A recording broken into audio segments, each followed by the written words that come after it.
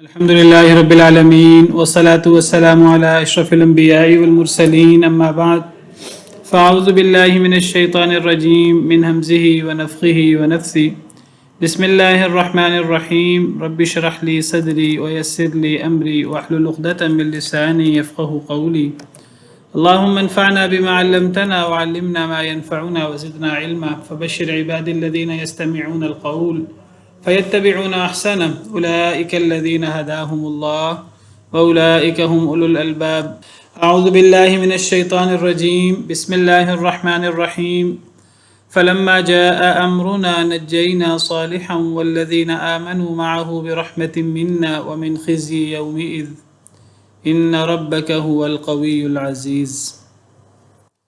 بس جب آ گیا ہمارا حکم، کون سا حکم؟ عذاب کا حکم. یہ اس صورت میں مختلف قصوں میں بار بار فلما جاء امرنا فلما جاء امرنا یہ آتا ہے. جب اللہ تعالیٰ کی طرف سے قوموں کو دی گئی مہلت ختم ہو جاتی ہے اور جو اللہ نے عذاب کا فیصلہ، عذاب کا وقت لکھا ہوتا ہے، جب وہ آ جاتا ہے تو پھر نہ ایک لمحہ لیٹ ہوتا ہے نہ ایک لمحہ جلدی ہوتا ہے. قوم سمود کو جب انہوں نے اللہ کی اونٹنی کو اس کے پاؤں کاٹے تو پھر حضرت صالح علیہ السلام نے انہیں کہا کہ 3 دن اپنے گھروں میں انتظار کرو، 3 دن کے اندر اندر اللہ کا عذاب آ جائے گا. اور ایسا ہو کر رہے گا. جیسے فرمایا تھا سیدنا صالح علیہ السلام نے ویسے ہی ہوا. قوم اپنی غفلت میں کہ ایسا کیسے ہو سکتا ہے، پہلے بھی نبی ڈراتے رہتے ہیں، پہلے بھی نبی کہتے رہتے ہیں نہیں مانو گے تو عذاب آئے گا، ابھی بھی کہہ دیا تو کیا ہوا. عام طور پر لوگوں کا یہی حال ہوتا ہے، اللہ معاف کرے. تو اللہ فرماتے ہیں کہ پھر آخر کار بس جب آیا ہمارا حکم یعنی عذاب کا، قوم سمود کو ہلاک کرنے کا، تباہ و برباد کرنے کا، نجینا صالحا تو ہم نے نجات دے دی صالح علیہ السلام کو، والذین آمنوا معه برحمت منا اور ان لوگوں کو جو ایمان لائے تھے ان کے ساتھ، حضرت صالح علیہ السلام کے ساتھ جو لوگ ایمان لائے تھے حضرت صالح علیہ السلام کے ساتھ اللہ نے انہیں بھی نجات دی. برحمت منا ساتھ رحمت کے ہماری طرف سے خصوصی رحمت کی وجہ سے، یعنی وہ اپنے اعمال کی وجہ سے اللہ کے عذاب سے نہیں بچے، ان کو نجات نہیں ملی، اللہ کی رحمت سے. رحمت منا رحمت کی وجہ سے ہماری پاس سے، یعنی خصوصی طور پہ اللہ کی طرف سے رحمت تھی. تو انسان اگر عذاب سے بچتا ہے، اللہ کی نعمتوں کا حقدار ہوتا ہے، تو اس کی اصل وجہ اللہ کی رحمت ہوتی ہے. اللہ کی رحمت جوش میں کب آتی ہے؟ جب اعمال ہوتے ہیں، وہ خواہشات سے، امنیات سے، امیدیں لگانے سے اللہ کی رحمت کا حصول نہیں ہوتا، بلکہ اس کے لیے عمل کرنا پڑتا ہے، قربانی دینی پڑتی ہے، کچھ کر کے دکھانا پڑتا ہے. تو پھر اللہ کی رحمت جوش مارتی ہے اور پھر اللہ کی رحمت سے انسان مصیبتوں سے بچتا ہے، اللہ کی نعمتوں کا حقدار بنتا ہے. تو اللہ تعالیٰ فرماتے ہیں کہ جب ہمارا حکم آ گیا تو ہم نے صالح علیہ السلام اور ان کے ساتھ ایمان والوں کو ہم نے نجات دی. حضرت نوح کے قصے میں بھی اللہ تعالیٰ نے حضرت نوح علیہ السلام کو، ان کے گھر والوں کو، ان کے ساتھ ایمان لانے والوں کو اللہ نے بچا لیا تھا کشتی میں. حضرت ہود علیہ السلام کے قصے میں بھی اللہ نے فرمایا کہ ہم نے ہود علیہ السلام کو اور ان کے ساتھ ایمان والوں کو ہم نے بچا لیے. یہاں بھی اور اگلے قصوں میں بھی دیکھیے، ان قصوں میں بہت بڑی عبرت ہے ہمارے لیے، سیکھنے کے لیے بہت سے اسباق ہیں، ہمارے لیے غور کرنے کے بہت سے مواقع ہیں کہ اللہ تعالیٰ ڈھیل دیتے ہیں ظالم لوگوں کو، نافرمان لوگوں کو، لیکن وہ ہمیشہ ہمیشہ کے لیے نہیں ہوتی. وہ چاہے سینکڑوں سالوں پر محیط ہو جائے، لمبے عرصے پر 30 40 50 60 70 100 کئی 100 سالوں پر محیط ہو جائے، لیکن آخر کار وقت ختم ہوتا ہے، آخر کار اللہ کا عذاب آتا ہے. اور آپ ہر قوم کے قصے میں پڑھیں تو آخر کار وہ وقت ختم ہوا اور اللہ کا مقرر کردہ عذاب جو نبی جس کا وعدہ دیتے رہے وہ ہوا. قریش کے ساتھ بھی ایسے ہی ہوا جنگ بدر کے موقع پر. جب اللہ کا عذاب کا وقت آتا ہے، ڈھیل ختم ہوتی ہے، تو تباہی و بربادی کس کا مقدر بنتی ہے؟ ظالموں کا، غافل لوگوں کا، اللہ کے نافرمانوں کا، چاہے وہ کتنے ہی مالدار کیوں نہ ہوں، چاہے وہ کتنے ہی اقتدار والے کیوں نہ ہوں، ان کے ساتھ کتنے ہی جتھے کیوں نہ ہوں، لشکر کیوں نہ ہوں، اللہ تعالیٰ ان کو نیست و نابود کر کے رکھ دیتے ہیں. اچھا، پھر نجات کس کو ملتی ہے ہمیشہ؟ نجات نبیوں کو، رسولوں کو اور ان کے ساتھ ایمان لانے والوں کو، چاہے وہ دنیاوی اسباب کے لحاظ سے، ظاہری لحاظ سے کتنے ہی تھوڑے کیوں نہ ہوں، ان کے پاس وسائل کم ہی کیوں نہ ہوں، لیکن ہوتا کیا ہے؟ نجات انہی کو ملتی ہے، عاقبت انہی کے لیے ہے، انجام انہی کے لیے ہے، دنیا میں بھی اور آخرت میں بھی. والعاقبۃ للمتقین، قوم نوح کے قصے میں ہم نے پڑھا، فاصبر ان العاقبۃ للمتقین، صبر کیجئے بے شک عاقبت، انجام متقین کے لیے ہے. اس میں کچھ دیر لگ جاتی ہے، وہ دیر بھی ہمارے حساب سے دیر لگتی ہے، ہم جلد باز ہیں، کمزور ہیں، ہم کہتے ہیں بہت لمبا ہو گیا. اللہ کے ہاں تو دیر نہیں ہوتی، وہ اللہ نے تو پہلے طے کیا ہوا ہے، اللہ نے لکھا ہوا ہے ایک ایک لمحہ، ایک ایک چیز. اللہ کے ہاں وہ دیر نہیں ہوتی. اللہ کے ہاں تو اللہ کا ایک دن ہمارے 1000 سال کے برابر ہے. اللہ کے ہاں دیر نہیں ہوتی، اللہ کے ہاں طے شدہ وقت کے مطابق ہوتا ہے. اللہ بہت حلیم ہے، علیم ہے، حکیم ہے، حلیم ہے، تحمل والے ہیں. جب پھر پکڑ آتی ہے اللہ کی طرف سے، تو پھر جب پکڑ آنا اللہ کی سنت ہے، اللہ کا طریقہ ہے جس میں کبھی تبدیلی نہیں آتی، تو یہ بھی اللہ کا ایک طریقہ ہے، یہ بھی اللہ کی ایک مبارک سنت ہے کہ اللہ نبیوں کو، رسولوں کو، ایمان والوں کو نجات دیتے ہیں. اللہ فرماتے ہیں وَكَانَ حَقًّا عَلَيْنَا نَصْرُ الْمُؤْمِنِينَ، پیچھے ہم نے پڑھا سورہ یونس کے آخر میں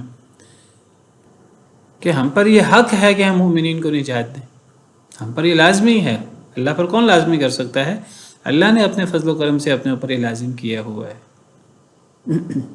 اللہ فرماتے ہیں کتب اللہ لأغلبن انا ورسلی، سورہ مجادلہ میں نے یہ بات لکھ دی ہے،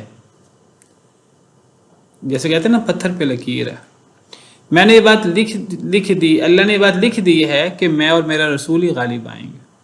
آخر کار نبی صلی اللہ علیہ وسلم کو فرمایا وَلَلْآخِرَةُ خَيْرٌ لَكَ مِنَ الْأُولَى، آپ کے لیے آخرت، بعد والا وقت زیادہ بہتر ہے پہلے وقت سے. شروع میں آزمائشیں آتی ہیں، مشکلات آتی ہیں، وہ درجات بلند کرنے کے لیے، کندن بنانے کے لیے، انسان کے ساتھ کمیاں کوتاہیاں لگی ہوئی ہیں، ان کو معاف کرنے کے لیے وہ آتی ہیں.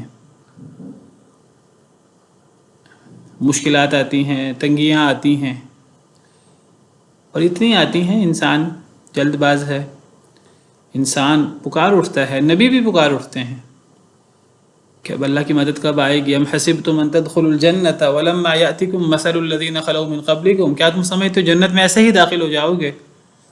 ولما یأتکم مثل الذین خلوا من قبلکم، ابھی تک تمہارے پاس پچھلے لوگوں جیسی مثال نہیں آئی.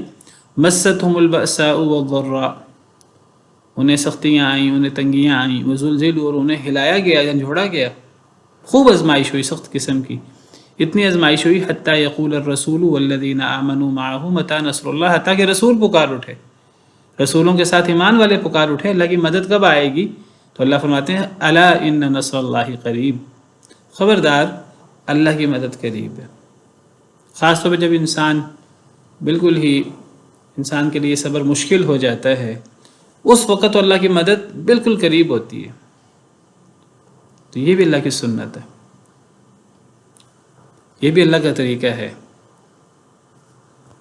کہ آخر کار اللہ نجات دیتے ہیں. جی کوئی سوال کر رہا تھا آپ میں سے؟ السلام علیکم سر. وعلیکم السلام ورحمۃ اللہ. جی سر آپ نے سنت کے بارے میں بتایا، یہ بات بھی ہے نا کہ رسولوں کے آنے سے پہلے حجت تمام نہیں ہوتی، رسولوں کے آنے سے پہلے عذاب نہیں آتا. جی جی آج کے دور میں جو لوگ ہیں، اتنے زیادہ لوگ ہیں جو مطلب مسلمان نہیں ہیں، ان کے لیے حجت کیسے تمام ہوگی؟ رسول کے آنے سے کیا مراد ہے؟ رسول کے آنے سے مراد یعنی لوگوں تک حق پہنچنا ہے، لوگوں تک اللہ کی وحی، اللہ کا پیغام پہنچنا ہے. تو کیا ہم تک اللہ کا پیغام نہیں پہنچا؟ لوگوں تک اللہ کا پیغام نہیں پہنچا؟ کفار تک پہنچ گیا ہے پیغام. لِأَلَّا يَكُونَ لِلنَّاسِ عَلَى اللَّهِ حُجَّةٌ بَعْدَ الرُّسُلِ، تاکہ لوگوں کے لیے کوئی حجت نہ رہے اللہ پر رسولوں کے بعد، کوئی دلیل باقی نہ رہے رسولوں کے بعد. تو رسولوں سے مراد یہ نہیں ہے کہ رسول ہر دور میں ہوں گے اور ہر زمانے میں ہوں گے اور کوئی زمانہ رسولوں سے خالی نہیں ہوگا. نہیں، رسول ہوں یا رسولوں کی دعوت موجود ہو. اب نبی کریم صلی اللہ علیہ وسلم تو اللہ کے آخری نبی، آخری رسول تھے. اب آپ کے بعد 1500 سال تو تقریباً گزر چکے ہیں، اور اب آگے کتنا عرصہ ہے. اب کسی اور نبی نے تو نہیں آنا، تو کیا پھر کسی پر بھی اللہ کا عذاب نہیں آ سکتا؟ کسی پر بھی حجت تمام نہیں ہو سکتی؟ ایسی بات تو نہیں ہے. تو نبی صلی اللہ علیہ وسلم کی دعوت قرآن کریم کی صورت میں، احادیث مبارکہ کی صورت میں حجت تو تمام ہو چکی ہے. آپ کی دعوت تو موجود ہے اور اللہ نے اس کی حفاظت بھی کی ہے. اب یہ ہماری ذمہ داری ہے کہ ہم اس دعوت کو آگے پہنچائیں دنیا کے کونے کونے میں. اگر یہ دعوت نہیں پہنچتی تو ہم سے اس کے بارے میں سوال ہوگا، اور یہ دعوت انشاءاللہ پہنچی ہے. کمی کوتاہی تو ہے، لیکن بہرحال یہ دعوت پہنچی ہے. علماء نے محنتیں کی ہیں، لوگوں نے محنتیں کی ہیں. تو رسول کا فزیکلی ہونا ضروری نہیں ہے. رسول کی دعوت پہنچ جائے پھر بھی حجت تمام ہو جاتی ہے. واللہ اعلم. تو فرمایا کہ جب ہمارا حکم آ گیا تو ہم نے صالح علیہ السلام کو اور ان کے ساتھ ایمان لانے والوں کو ہم نے نجات دے دی اپنی رحمت کی وجہ سے. منا برحمتی نانی کا برحمتی منا، تو یہ منا میں خاص رحمت کا ایک معنی شامل ہے. اللہ کا حکم کیا آیا، عذاب کی کیا نوعیت تھی، وہ آگے آ رہا ہے اگلی آیت میں. تو ہم نے صالح علیہ السلام کو بھی نجات دی اور ان کے ساتھ ایمان والوں کو بھی نجات دی اپنی طرف سے خصوصی رحمت کے سبب. ومن خزي يومئذ، ہم نے عذاب سے بھی نجات دی انہیں، جو اللہ کا حکم آیا تھا عذاب، اس سے بھی ہم نے نجات دی، اور ہم نے اس دن کی رسوائی سے بھی نجات دی انہیں. جب عذاب آتا ہے تو عذاب کے ساتھ رسوائی بھی ہوتی ہے، ذلت بھی ہوتی ہے. تو عذاب سے بھی اللہ نے بچایا، تکلیف سے بھی، اور رسوائی سے بھی اللہ نے بچایا. ان ربک هو القوی العزیز، بے شک آپ کا رب وہی بہت طاقتور، بہت غالب ہے. ساری طاقتیں، سارے قوتیں، قدرتیں اللہ رب العالمین کے لیے ہیں. اللہ جو چاہیں کریں. باقی اللہ تعالیٰ ڈھیل دے دیتے ہیں، اور یہ اللہ کی طرف سے ایک رحمت ہوتی ہے. رحمت کی ایک صورت ہے، اللہ ڈھیل دے دیتے ہیں. ڈھیل سے کئی لوگ ایمان لے آتے ہیں، ورنہ ڈھیل نہ ہو تو پھر بہت سارے لوگ پہلے ہی مارے جائیں. لیکن جب وہ وقت مکمل ہو جاتا ہے تو پھر عذاب آتا ہے، اور اللہ کو عذاب لانے سے کوئی روک نہیں سکتا. پوری دنیا مل کر اللہ کو نہیں روک سکتی. اللہ اپنے ارادوں پر پوری طرح عمل کرنے پر قادر ہیں. فعال لما یرید، جو وہ چاہتا ہے وہ پوری طرح کرنے پر اللہ تعالیٰ قدرت رکھتے ہیں. اپنے فیصلوں میں اللہ تعالیٰ خود مختار ہیں، اور اللہ اپنے فیصلوں کو نافذ کرنے میں بھی خود مختار ہیں. نہ صرف اللہ تعالیٰ اپنے فیصلوں کو نافذ کرتے ہیں، کوئی روک ٹوک نہیں کر سکتا، کوئی اللہ کو عاجز نہیں کر سکتا، بلکہ ہمارا اور اللہ تعالیٰ کا فرق، خالق مخلوق کا فرق یہ بھی ہے، اگر ہم کسی سے بدلہ بھی لیتے ہیں تو ہمیں ڈر ہوتا ہے کسی وقت وہ سر نہ اٹھائے، کسی وقت وہ بدلہ نہ لے.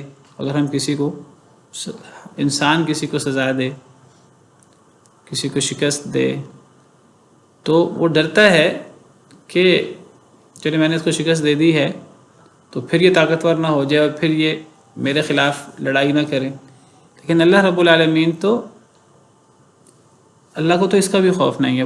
ولا یخاف عقباہا.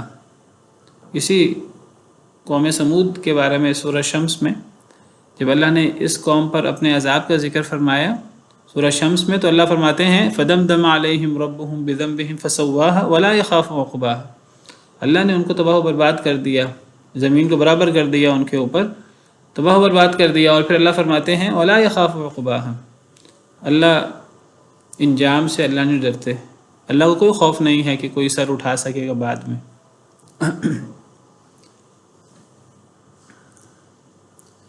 اللہ تعالیٰ ہمارے خالق ہیں اور قدرت رکھتے ہیں اور سب کچھ کر سکتے ہیں، جلال والے ہیں، متکبر ہیں، جبار ہیں، القاہر ہیں، سب کچھ ہیں. تو انسان اللہ سے ٹکر نہیں لے سکتا، اللہ سے مقابلہ نہیں کر سکتا، اور اللہ سے مقابلہ کرنا بھی نہیں چاہیے. انسان کا کام یہی ہے کہ انسان اللہ کے غضب سے بچنے کی کوشش کرے، اللہ کی ناراضگی سے بچنے کی کوشش کرے. اور اللہ کے غضب اور اللہ کی ناراضگی سے بچنے کا واحد طریقہ اللہ رب العالمین کے سایہ رحمت میں پناہ لینا ہے. لا ملجأ ولا منجا منک الا الیک. اے اللہ، آپ سے کوئی پناہ کی جگہ، آپ سے کوئی نجات کی جگہ کوئی نہیں ہے الا الیک، مگر آپ کی ذات ہی. ہمیں دعا سکھائی گئی اللہم انا نعوذ برضاک من سخطک. اے اللہ، ہم آپ کی ناراضگی سے آپ کی رضا کی پناہ میں آتے ہیں. وبمعافاتک من عقوبتک. اے اللہ، آپ کی سزا سے آپ کی معافی کی پناہ میں آتے ہیں. وبک منک. اے اللہ، ہم آپ سے آپ کی پناہ میں آتے ہیں. لا نحصی ثناء علیک. ہم آپ کی ثنا کرنے کا پورا اختیار نہیں، پوری طرح آپ کی ثنا نہیں کر سکتے. انت کما اثنیت علی نفسک. آپ ہی ہیں جو کما حقہ اپنی ثنا کرتے ہیں. وَأَخَذَ الَّذِينَ ظَلَمُوا الصَّيْحَةَ. اور پکڑ لیا ان لوگوں کو جنہوں نے ظلم کیا چیخ نے. اب یہ ہے وہ عذاب، یہ ہے وہ اللہ کا حکم جو آیا تھا پچھلی آیت میں جس کا ذکر ہے، جس سے اللہ تعالیٰ نے سیدنا صالح علیہ السلام کو اور ایمان والوں کو نجات دی اپنے رحمت کے ساتھ. تو وہ عذاب کیا تھا؟ وہ چیخ تھی، اور پکڑ لیا ظالموں کو چیخ نے. فَأَصْبَحُوا فِي دِيَارِهِمْ جَاثِمِينَ. پس وہ ہو گئے اپنے گھروں میں جاسمین، اوندھے منہ. جب چیخ آئی، جب عذاب آیا، کس کی چیخ تھی؟ بعض مفسرین کہتے ہیں کہ سیدنا جبریل امین علیہ السلام کی چیخ تھی. حضرت جبریل امین علیہ السلام فرشتوں کے سردار ہیں، اتنے بڑے فرشتے ہیں کہ نبی صلی اللہ علیہ وسلم نے انہیں 2 دفعہ اپنی اصل شکل میں دیکھا، فرشتے والی شکل میں.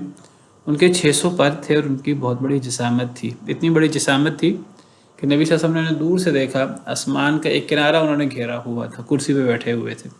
تو بعض مفسرین کہتے ہیں کہ حضرت جبریل امین علیہ السلام کی چیخ ہوتی ہے، یہ جو چیخ کا عذاب آتا ہے. بعض مفسرین کہتے ہیں کہ یہ چیخ آسمان سے آتی ہے، بہت ہولناک آواز ہوتی ہے، اس سے دل پھٹ جاتے ہیں، دل اس کو برداشت نہیں کر پاتے، تیز ہوتی جاتی ہے. آخرکار لوگ بالکل اس طرح ہو جاتے ہیں کہ جسم تو ان کے نظر آ رہے ہوتے ہیں لیکن اندر سے جان نکل چکی ہوتی ہے، حرکت ختم ہو چکی ہوتی ہے، جیسے راکھ ہو. تو ظالموں کو چیخ نے پکڑ لیا. بس وہ ہو گئے اپنے گھروں میں جاسمین، اوندھے منہ. اپنے گھروں میں، گھروں سے باہر نکلنے کی بھی مہلت نہیں ملی، گھروں کے اندر ہی تباہ و برباد ہو گئے، ان کی جان نکل گئی. چیخ کا سامنا نہ کر سکے، اپنے آپ کو بڑا طاقتور سمجھتے تھے، بڑا ہنرمند سمجھتے تھے. تو یہاں سورہ ہود میں چیخ کا ذکر ہے. بعض دوسری آیات میں، دوسری صورتوں میں ایک اور عذاب کا ذکر ہے قوم سمود پر. وہ کون سا عذاب ہے؟ زلزلے کا ذکر ہے. سورہ اعراف میں اس قوم پر زلزلے کا ذکر ہے، اس قوم پر بھی اور قوم شعیب پر بھی. اس صورت میں اس قوم پر اور قوم شعیب پر چیخ کا ذکر ہے. یہ تو قوم سمود ہے. اسی صورت میں اگر آگے یہ آیت نمبر 67 ہے، اسی صورت میں آگے جہاں حضرت شعیب علیہ السلام کا قصہ ہے، تو جہاں اس قوم پر عذاب آیا تو وہاں اللہ فرماتے ہیں کہ ولما جاء امرنا نجينا شعيبا والذين آمنوا معه برحمة منا واخذت الذين ظلموا الصيحة. قوم شعیب پر چیخ کا ذکر ہے اور قوم سمود پر بھی، یہ آیت نمبر 94، اور قوم سمود پر بھی چیخ کا ذکر ہے. لیکن سورہ اعراف میں ان دونوں قوموں پر زلزلے کا ذکر ہے، قوم سمود کا ذکر ہے. اور اللہ قوم سمود کا ذکر کرتے ہوئے یہاں اونٹنی کا ذکر ہے، انہوں نے اونٹنی کے پاؤں کاٹ ڈالے. تو اللہ تعالیٰ فرماتے ہیں فَأَخَذَتْهُمُ الرَّجْفَةُ، بس ان کو زلزلے نے آ لیا. فَأَصْبَحُوا فِي دَارِهِمْ جَاثِمِينَ، تو وہ اپنے گھروں میں اوندھے منہ پڑے رہ گئے. تو یہاں قوم سمود کے لیے رجفہ کا ذکر ہے، یوم ترجف الراجفہ، اس دن کانپے گی کانپنے والی.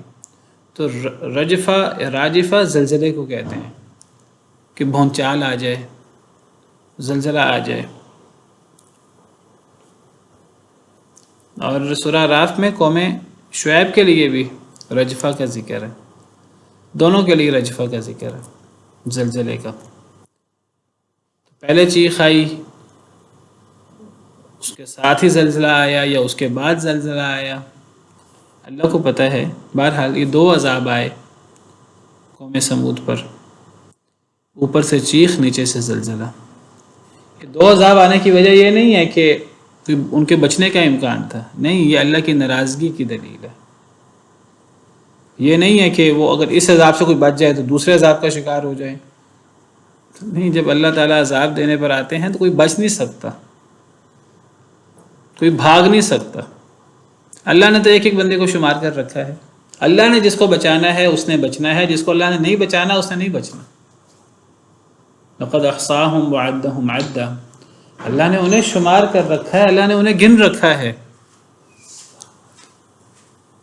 جب اللہ کی طرف سے پکڑ آتی ہے تو اللہ بھی چیلنج کرتے ہیں، اے انسانوں اور جنوں کی جماعت، تم میں سے اگر کوئی بھاگ سکتا ہے تو ٹھیک ہے، آسمان و زمین کے کناروں سے بھاگ کے نکل جائے. پھر یا معاشر الجن والانس ان استطعتم ان تنفذوا من اقطار السماوات والارض فانفذوا، اگر تم بھاگ سکتے ہو تو بھاگنے کی کوشش کرو. تو نہیں کوئی بھاگ سکتا. تو دو عذاب یا تین عذاب، بعض قوموں پر 3 عذاب آئے، بعض قوموں پر 4 عذاب آئے. قوم شعیب پر 3 عذابوں کا ذکر ملتا ہے، چیخ کا، زلزلے کا، اور بادلوں سے، آسمان سے آگ برسنا شروع ہو گئی. قوم لوط پر 4 عذابوں کا ذکر ملتا ہے. تو یہ زیادہ عذاب ہونے کا مطلب یہ نہیں ہے کہ اللہ کو ڈر ہوتا ہے کہ کوئی کسی عذاب سے بچ نہ جائے تو اس سے بچ جائے تو یہ عذاب نہیں، یہ اللہ کے غضب کی، اللہ کی ناراضگی کی دلیل ہوتی ہے. اللہ کے فیصلے ہیں، اللہ کی مرضی ہے، اللہ کو بہتر پتہ ہے. تو اللہ اس قوم پر اور دیگر کافر قوموں پر اللہ بہت ناراض ہوئے. تو پکڑ لیا ظالموں کو چیخ نے. فَأَصْبَحُوا فِي دِيَارِهِمْ جَاثِمِينَ، پس وہ ہو گئے اپنے گھروں میں جاسمین، اوندھے منہ. كَأَن لَّمْ يَغْنَوْا فِيهَا، گویا کہ نہیں انہوں نے فائدہ اٹھایا اس میں، گویا کہ انہوں نے اس میں فائدہ ہی نہیں اٹھایا ہے. اس میں یعنی اپنے گھروں میں، اس سرزمین میں، یعنی وہ ایسے تباہ و برباد ہو گئے کہ جیسے وہ اس بستی میں رہتے ہی نہیں تھے، جیسے انہوں نے اس بستی سے کوئی فائدہ ہی نہیں اٹھایا. یعنی دیکھیے انسان اتنا، یعنی شیطان کی طرف سے دھوکہ ہے اور انسان وسوسے کا شکار ہوتا ہے. انسان سمجھتا ہے کہ میرے بغیر دنیا چلنی نہیں ہے، میرے بغیر دنیا کا نظام نہیں چلنا. وہ سمجھتا ہے جیسے میں نہیں ہوں گا تو کچھ بھی نہیں ہوگا، دنیا ہی ختم ہو جائے گی. ہم ہی دنیا کے اندر بڑے قوت والے ہیں اور بڑی صنعت و حرفت والے ہیں اور بڑی صلاحیتیں ہیں ہمارے پاس، دنیا کا نظام ہم ہی چلا رہے ہیں. ہم نہیں ہوں گے تو دنیا بھی نہیں چل سکے گی. جب اللہ کی طرف سے عذاب آتا ہے، جب کسی پر پکڑ آتی ہے، تو وہ جو سمجھتا ہے کہ میرے بغیر دنیا نہیں چلے گی، تو اس کے ختم ہونے کے کچھ دیر بعد ایسے جیسے وہ کبھی دنیا میں وہ رہا ہی نہ ہو، دنیا کو کوئی فرق نہیں پڑتا، دنیا بھول جاتی ہے، دنیا ان کو بھی بھول جاتی ہے، کوئی ان کو یاد بھی نہیں کرتا، یہ تو پھر ان پر عذاب آتے ہیں اللہ کی طرف سے اور ذلت آتی ہے، شدید قسم کی رسوائی۔ جو لوگ اچھی موت بھی مرتے ہیں، اور لوگ تو اللہ معاف کرے اپنے عزیزوں کو اور اپنے پیاروں کو بھی بھول جاتے ہیں، ماں باپ کو بھول جاتے ہیں۔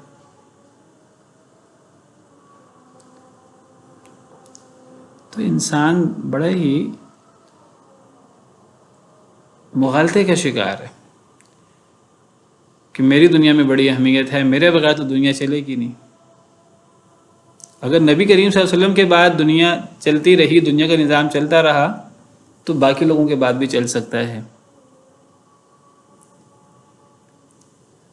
تو اللہ فرماتے ہیں کَأَن لَّمْ يَغْنَوْا فِيهَا، جیسے کہ انہوں نے دنیا سے کوئی فائدہ اٹھایا ہی نہیں اور وہ دنیا میں رہے ہی نہیں، جب تباہی آئی تو بس ان کی یاد ختم ہو گئی بالکل، ایسے جیسے وہ کبھی آئے ہی نہیں تھے۔ الا ان ثمود کفروا ربهم، خبردار بے شک سمود نے اپنے رب کے ساتھ کفر کیا۔ ابھی نتیجہ نکل رہا، ہم نے پیچھے قوم عاد میں بھی نتیجہ پڑھا تھا، یہاں بھی نتیجہ ایک لفظ کا ہے۔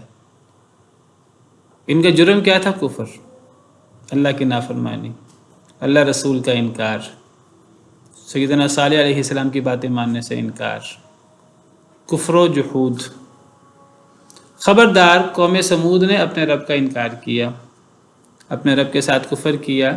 جس طرح ایمان باللہ میں ہر چیز آ جاتی ہے، اللہ پر ایمان لانا،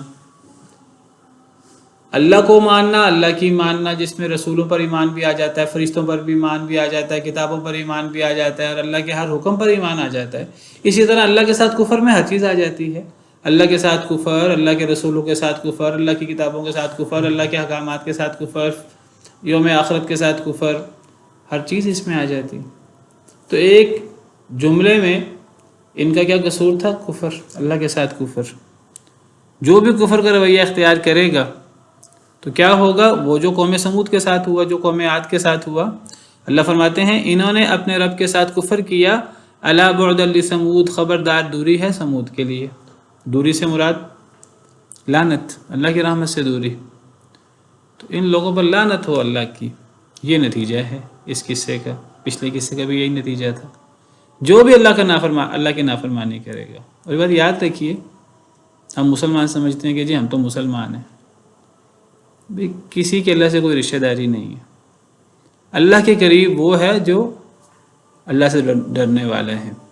اگر ایک شخص مسلمان گھر میں پیدا ہو گیا، اس کے ماں باپ نے اس کا نام بڑا پیارا رکھ دیا، نبیوں والا، لیکن اگر اس کا عمل اللہ کو ناراض کرنے کا ہے، اللہ اور اللہ کی آیات کے ساتھ، اللہ کے احکامات کے ساتھ کفر کا ہے، جحود کا ہے، انکار کا ہے، تو یہ پھر عبرتیں ہمارے سامنے ہیں، قصے ہمارے سامنے ہیں۔ اور یہ ان فی ذلک لعبرۃ لمن یخشی لقد کان فی قصصہم عبرۃ لاولی الالباب، اللہ فرماتے ہیں یہ ان لوگوں کے قصوں میں عقل مندوں کے لیے عبرت ہے۔ بڑا ہی خوش نصیب ہے کوئی شخص اگر دوسروں کے قصے سے سبق سیکھ لے، دوسرے کے واقعے سے سبق سیکھ لے، ورنہ پھر جب انسان پہ خود عذاب آتا ہے، پھر وہ انسان خود تو سبق نہیں سیکھ سکتا، ہاں دوسرے عقل مند لوگ وہ سبق سیکھ سکتے ہیں۔ تو بہرحال اللہ نے یہ واقعات بیان کیے ہیں ہمارے لیے کہ ہم ان سے سبق سیکھیں اور ہم اللہ کے ساتھ تعلق جوڑیں، غفلت کی نیند سے جاگیں، اپنی آخرت کے لیے کوئی کام کریں۔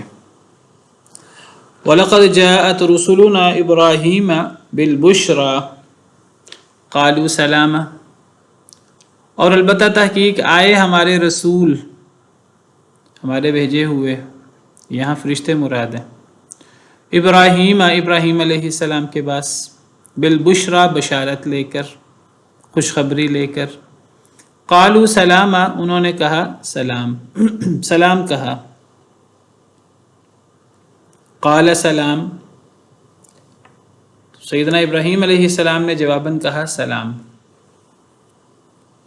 فما لبث ان جاء بعجل حنیذ، بس نہیں وہ ٹھہرے حضرت ابراہیم ان جا یہ کہ وہ لے آئے، جا کا مطلب آنا، لیکن بعد میں با آ جائے تو لے آنا، جب ہم لے آئے معنی کریں گے تو پھر با کا معنی نہیں کریں گے، بس نہیں وہ ٹھہرے یہ کہ وہ لے آئے بعجل بچھڑا حنیذ بھنا ہوا۔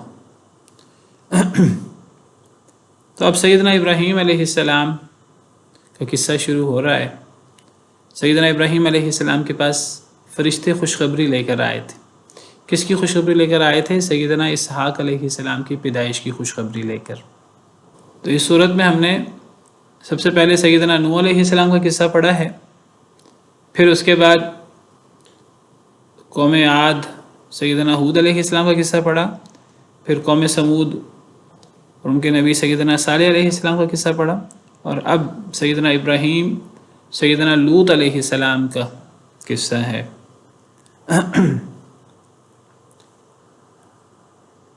تو اللہ تعالیٰ فرماتے ہیں کہ البتہ تحقیق ہمارے رسول ابراہیم علیہ السلام کے پاس، آپ آئے معنی کر لیں، اگر آئے معنی کریں گے تو بشارت کے ساتھ آئے، اور اگر جاءت کا مطلب آنا ہے، جیسے میں نے کہا ان جاء بعجل، جاء کا مطلب آنا ہوتا ہے، بعد میں با آ جائے تو لانا، وَلَقَدْ جَاءَتْ کے بعد آخر میں بالبشرا با ہے تو آپ لائے بھی کر سکتے ہیں۔ البتہ تحقیق لائے ہمارے رسول ابراہیم علیہ السلام کے پاس، جب لائے معنی کریں گے پھر با کا معنی نہ کریں، لائے ہمارے رسول ابراہیم علیہ السلام کے پاس بشارت۔ تو اللہ کے فرشتے، اللہ نے فرشتوں کو انسانی شکل میں بھیجا۔ فرشتے اللہ نے انہیں یہ اختیار دیا ہے، اللہ کے حکم سے وہ انسان کی شکل اختیار کر سکتے ہیں۔ جیسے حضرت جبریل امین علیہ السلام حضرت مریم کے پاس آئے تھے تو وہ انسان کی شکل میں آئے تھے۔ فَاتَّخَذَتْ مِن دُونِهِمْ حِجَابًا فَأَرْسَلْنَا إِلَيْهَا رُوحَنَا فَتَمَثَّلَ لَهَا بَشَرًا سَوِيًّا۔ سورہ مریم میں اللہ فرماتے ہیں کہ ہم نے ان کی طرف اپنی روح کو بھیجا، یعنی روح الامین حضرت جبریل امین علیہ السلام کو۔ فَتَمَثَّلَ لَهَا بَشَرًا سَوِيًّا، تو حضرت جبریل امین علیہ السلام نے حضرت مریم کے سامنے ایک بالکل تندرست و توانا انسان کی، بشر کی صورت اختیار کر لی۔ تو یہ فرشتے، مفسرین نے لکھا ہے، اللہ بہتر جانتے ہیں کہ یہ حضرت جبریل، میکائیل، اسرافیل، واللہ عالم، اللہ بہتر جانتے ہیں، بہرحال اللہ کے فرشتے تھے جو انسان کی شکل میں آئے تھے۔ کہاں لکھا ہے انسان کی شکل میں آئے تھے؟ اس لیے کہ حضرت ابراہیم علیہ السلام نے انہیں پہچانا نہیں، شروع میں انہوں نے انہیں مہمان سمجھا، تو وہ انسانی شکل میں آئے تھے، اس لیے حضرت ابراہیم علیہ السلام نے انہیں پہچانا نہیں۔ تو ہمارے رسول ابراہیم علیہ السلام کے پاس بشارت لائے اور انہوں نے سلام کہا۔ یہ سلام یہ تمام نبیوں کا طریقہ کار ہے، کئی دفعہ ذکر ہو چکا ہے کہ تمام نبیوں کا دین دین اسلام ہے، سیدنا آدم علیہ السلام سے لے کر نبی کریم صلی اللہ علیہ وسلم تک، قیامت تک دین اللہ کا ایک ہی ہے، دین اسلام۔ ہاں، ہر نبی کی شریعت، یعنی بعض باتیں چھوٹی چھوٹی چینج ہو جاتی ہیں، ورنہ دین کی بنیادیں، دین ایک ہی رہتا ہے، اسلام۔ اور اس اسلام کے اندر سلام ہے، اور سلام کی بڑی فضیلت ہے کہ جب اللہ تعالیٰ نے سیدنا آدم علیہ السلام کو پیدا کیا تھا، صحیح حدیث مبارکہ میں ہے، تو اللہ نے پیدا کرنے کے بعد انہیں فرمایا جاؤ، فرشتوں کی جماعت ہے، جاؤ انہیں جا کر سلام کہو، السلام علیکم ورحمۃ اللہ کہو، اور دیکھو کہ وہ تمہیں کیا جواب دیتے ہیں۔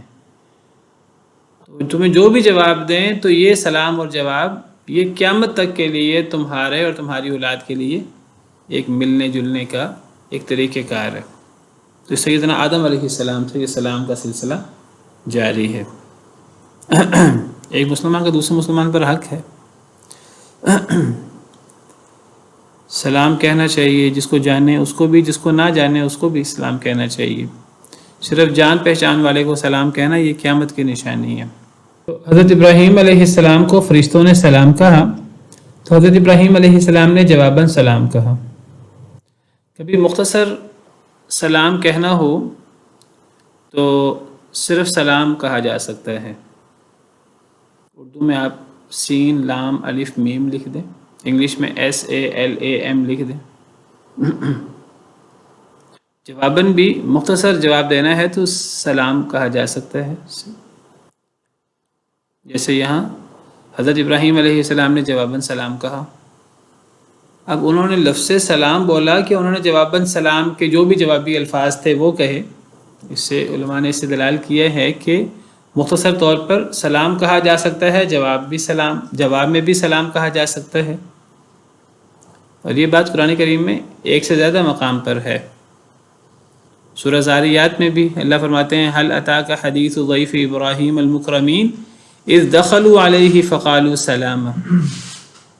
تو بجائے اس کے کہ ہم مختصر وہ اے لکھتے ہیں السلام علیکم، تو یہ اے تو السلام علیکم کا ہم نے مخفف بنایا ہوا ہے، تو کیا اس سے وہ سلام کرنے کی فضیلت ہمیں ملتی ہے کہ نہیں ملتی؟ اگر ہمیں مختصر کہنا ہے تو ہم مختصر یہ الفاظ استعمال کریں۔ حضرت آدم علیہ السلام کی حدیث میں نے بیان کی ہے کہ حضرت آدم علیہ السلام کو جب اللہ نے پیدا فرمایا تھا تو اللہ نے حضرت آدم کو پیدا کرنے کے بعد فرمایا تھا جاؤ، یہ فرشتوں کی جماعت ہے، جاؤ جا کر انہیں سلام کہو السلام علیکم ورحمۃ اللہ، اور دیکھو کہ آپ کو یہ کیا جواب دیتے ہیں۔ تو جو آپ کو یہ جواب دیں گے تو یہ سلام اور جواب یہ آپ کا اور قیامت تک آپ کی اولاد کا یہ تحفہ ہے۔ تو سلام کی بڑی فضیلت اور بڑی اہمیت ہے، یہ میں نے بیان کیا تھا، یہ صحیح حدیث ہے۔ تو فرشتوں نے سلام کہا، حضرت ابراہیم علیہ السلام نے جواب دیا۔ فما لبث، بس نہیں وہ رکے حضرت ابراہیم، ان جاء، یہ کہ وہ لے آئے، بعجل حنیذ، بھنا ہوا بچھڑا۔ تو اللہ تعالیٰ فرماتے ہیں کہ فما لبث ان جاء بعجل حنیذ، بس نہیں وہ رکے حضرت ابراہیم، نہیں وہ ٹھہرے، یہ کہ وہ لے آئے بھنا ہوا بچھڑا۔ تو دیکھیے حضرت ابراہیم علیہ السلام کتنے مہمان نواز تھے۔ تو مہمان کی مہمان نوازی کرنا، اس کی خاطر مدارات کرنا، اس کے لیے اہتمام کرنا، اس میں چاہے مشکل بھی ہو تو اس کی بڑی فضیلت ہے۔ نبی صلی اللہ علیہ وسلم کا ارشاد ہے من کان یؤمن باللہ والیوم الآخر فلیکرم ضیفہ، جو اللہ اور آخرت پر ایمان رکھتا ہے اسے اپنے مہمان کی عزت کرنی چاہیے، اس کا احترام کرنا چاہیے۔ تو مہمان کے احترام میں یہ چیز شامل ہے کہ مہمان کے لیے استطاعت کے مطابق دعوت کا انتظام کیا جائے، اچھی دعوت کا انتظام کیا جائے۔ اور یہ چیز بھی آداب میں شامل ہے کہ مہمان سے زیادہ پوچھا نہ جائے کہ آپ کیا لیں گے، ٹھنڈا یا گرم۔ تو ہم عام طور پہ مہمان سے پوچھ لیتے ہیں، تو حضرت ابراہیم علیہ السلام نے پوچھا نہیں۔ اگر حضرت ابراہیم علیہ السلام پوچھ لیتے تو مہمان پہلے ہی بتا دیتے کہ ہم تو فرشتے ہیں اور فرشتے کھاتے نہیں ہیں۔ تو حضرت ابراہیم علیہ السلام نے پوچھا نہیں، تو پتہ لگا صحیح طریقہ کار یہ ہے کہ یعنی حالات دیکھ کر میزبان کو خود جلدی سے اہتمام کرنا چاہیے، اچھا اہتمام کرنا چاہیے اپنی استطاعت کے مطابق۔ میزبانی ضیافت کا یہی تقاضا ہے، مہمان کی عزت کا یہی تقاضا ہے۔ تو حضرت ابراہیم علیہ السلام فوراً گئے، بچھڑا بھونا، ذبح کیا، بھونا، اور وہ اس میں ٹائم لگتا ہے، محنت لگتی ہے، تو یہ سارا کام کیا اور وہ لے آئے۔ تو یہ مہمانوں کی ضیافت اور مہمانوں کا مقام اور ان کا احترام، یہ آپ سمجھیے کہ یہ نبوی ادب ہے۔ نبی کریم صلی اللہ علیہ وسلم کے بارے میں بھی سیدہ خدیجہ رضی اللہ تعالی عنہا، جب نبی صلی اللہ علیہ وسلم پر وحی ہوئی اور وہ واپس آئے تو پریشان تھے، پہلی دفعہ وحی ہوئی تھی، آپ پریشان تھے، آپ کہنے لگے مجھے تو ڈر ہے موت کا۔ تو حضرت خدیجہ رضی اللہ تعالی عنہا وارضاہا آپ کو تسلی دیتی ہیں اور کہتی ہیں کہ اللہ کو کبھی ضائع نہیں کریں گے، آپ میں تو یہ خوبیاں ہیں۔ اور تو اس جو حضرت خدیجہ نے خوبیاں بیان کی، جو بہترین کردار ہے ایک بیوی کا انہوں نے ادا کیا، تسلی دی، ڈھارس بندائی نبی صلی اللہ علیہ وسلم کی، تو ان خوبیوں میں جو انہوں نے خوبی بیان کی اس میں یہ بھی تھا کہ آپ مہمانوں کی مہمان نوازی کرتے ہیں بہترین، آپ کمزوروں کی مدد کر دیتے ہیں، کسی بوجھ والے کا بوجھ بانٹ دیتے ہیں، جس کے پاس کچھ نہیں ہے آپ اسے کچھ دے دیتے ہیں۔ تو یہ نبوی ادب ہے سیدنا ابراہیم علیہ السلام کا۔ نیک لوگوں کا یہ طریقہ کار ہے. فلما رأى أيديهم لا تصل إليه نكرهم وأوجس منهم خيفة. پس جب دیکھا ان کے ہاتھوں کو کہ وہ نہیں پہنچ رہے اس کی طرف. اب حضرت ابراہیم علیہ السلام جھٹ پٹ انہوں نے بچھڑا ذبح کیا اور اس کو پکوا کر وہ لے آئے مہمانوں کے پاس. اب لا کر رکھا مہمانوں کے پاس، کھانا پیش کیا، انتظار کر رہے ہیں کہ جی اب مہمان کھانا کھائیں تو پھر مہمانوں سے پوچھا جائے کہ کس کام سے آئے ہیں اور کون ہے. حضرت ابراہیم علیہ السلام جانتے نہیں تھے انہیں. تو دیکھیے کہ کتنا بہترین مہمان نوازی کی. اب دیکھا کہ وہ ہاتھ ہی نہیں بڑھا رہے کھانے کی طرف. جب دیکھا ان کے ہاتھوں کو کہ وہ نہیں پہنچ رہے اس کی طرف، یعنی بچھڑے کی طرف، وہ جو بھنا ہوا بچھڑا تھا، وہ جو کھانا تھا، وہ جو ضیافت تھی، وہ ہاتھ ہی نہیں بڑھا رہے مہمان. نکرہم، تو اجنبی جانا اس کو. نکرہم، نکرہ نکرہ سے ہے، نکرہ معرفہ ہم کہتے ہیں، کامن ناؤن پراپر ناؤن. تو نکرہم، اس بات کو اجنبی جانا. حضرت ابراہیم علیہ السلام کو بات عجیب محسوس ہوئی کہ یہ ہاتھ کیوں نہیں بڑھا رہے. اس سے پتہ لگا کہ ادب کیا ہے کہ میزبان کے پاس مہمان آئے تو میزبان ما حضر پیش کر دے، حسب استطاعت اچھا پیش کرے، جو وہ پیش کر سکتا ہے. اپنے اوپر مشکل لے کر نہ کرے، جو وہ آسانی کے ساتھ حسب استطاعت پیش کر سکتا ہے وہ پیش کرے. اور اب مہمان کا کام یہ ہے کہ وہ اب اچھا جواب دے.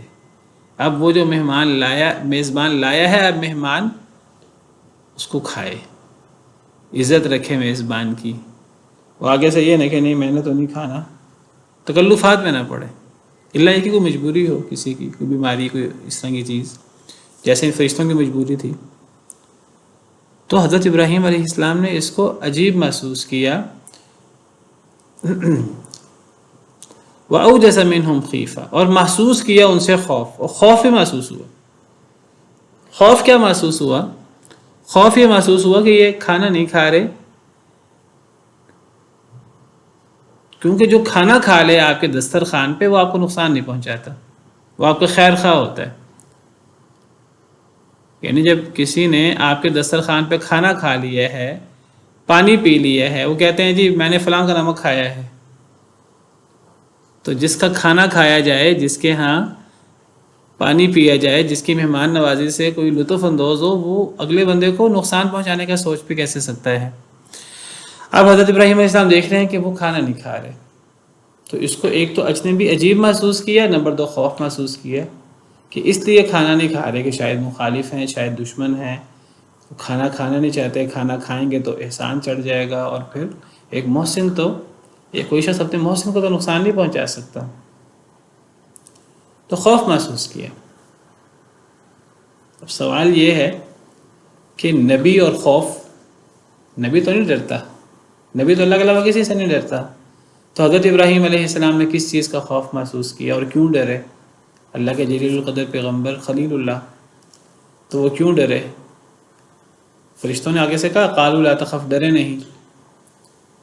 تو حضرت ابراہیم علیہ السلام نبی ہو کر، اللہ کے جلیل القدر پیغمبر اور رسول ہو کر ڈرے کیوں؟ کیا توجہ کی جائے گی اس کی؟ جی صحیح، ڈرنا جو تھا یہ تعظیم ڈرنا نہیں ہوگا، یہ ایک عام جیسے ڈرنا ہوتا ہے. اس وجہ ہے کہ وہ ان کی مہمان نوازی کرنے والے سے وہ اس کا جواب دیں گے. جی مسامنہ. جی یہ خوف کی جو 3 اقسام ہیں اس میں سے یہ کیا کہ یہ بشری خوف ہے. بشری خوف ہے. جی تو اصل میں ایک ہے خوف اللہ کے علاوہ کسی کا، تو مومن اللہ کے علاوہ کسی سے نہیں ڈرتا. جی مس افشین. جی السلام علیکم. وعلیکم السلام. جیسے کہ میں نے کہیں سے سنا تھا، پتہ نہیں کوئی کہہ رہا تھا، تو میں نے اس لیے بات ہو ہی رہی ہے تو میں پوچھی ہوں. انہوں نے کہا تھا کہ جیسے کہ مہمان کے لیے کوئی چیز رکھی جائے وہ نہیں کھاتا تو اس کا مطلب ہے یہ ہمارے لیے کسی برے ارادے سے آیا ہے، کسی غلط نیت سے آیا ہے. تو ان کو ان کی حضرت ابراہیم علیہ السلام کو خطرے کی گھنٹی محسوس ہوئی کہ بھئی یہ کسی غلط نیت سے آیا ہے، اس لیے ان کو دل میں تھوڑا سا خوف محسوس ہوا.